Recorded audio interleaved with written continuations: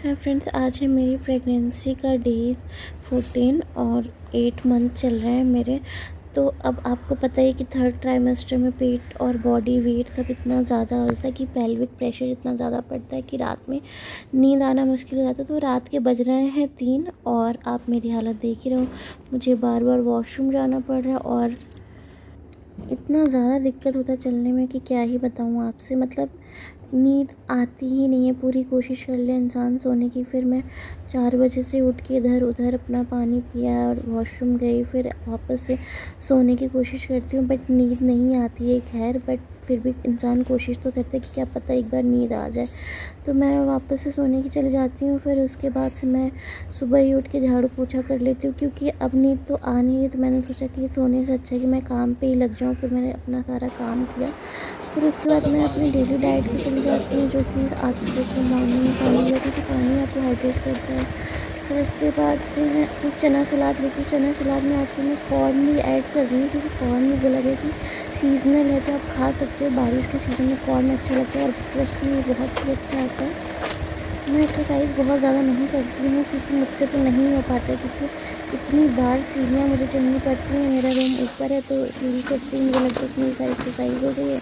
फिर इसके बाद से मैं बैठ जाती हूँ। कुछ कपड़े धोने की चीज़ बोला जाता है कि अगर जितना भी आप बैठ के काम करते हो प्रेगनेंसी का, डिलीवरी में उतनी ही आसानी होती है। मैं अपनी तरफ से पूरी कोशिश करती हूँ कि मुझे नॉर्मल डिलीवरी हो, इसलिए 8 मंथ में मैं घर के सारे काम करती हूँ थोड़ा थोड़ा करके। झाड़ू पोछा खाना जो भी मुझसे हो सकता है जिस हिसाब से मैं वो पूरा करती रहती हूँ। ऐसा नहीं कि मुझे आलस आता है। हाँ, मैं नींद भी प्रॉपर ले रही हूँ दिन में। मतलब रात में नहीं सो पाती तो मैं दिन में कोशिश करती हूँ कि 2-3 घंटे अच्छी नींद सो पाऊँ। और भगवान से मैं एक प्रे करती हूँ कि मुझे नींद दे दे, क्योंकि अगर आप जितना नींद नहीं लोगे फिर आपकी बेबी का ग्रोथ भी इतना अच्छा नहीं हो, क्योंकि उसे भी रेस्ट चाहिए होगा। क्योंकि आप जग के रहोगे एज अ मदर तो बेबी भी आराम नहीं कर पाएगा, फिर उसकी ग्रोथ भी उतनी अच्छी नहीं हो पाएगी। तो अगर आपको रात में नींद नहीं आ रही है तो दिन में ज़रूर सोने की कोशिश करें 1-2 घंटे। तो फ़िलहाल मैं अभी अपने घर के काम करी।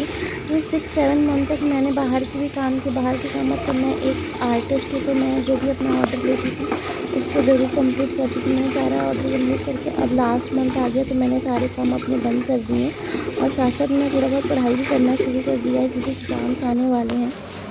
दोपहर में सारा काम ख़त्म करके कपड़े धुल के बाकी कपड़े फैला के, और बारिश का मौसम है तो उतना ज़्यादा कपड़े मैंने बाहर नहीं फैलाए हैं। फिर उसके बाद मैं शाम को आ जाती हूँ स्नैक्स बनाने।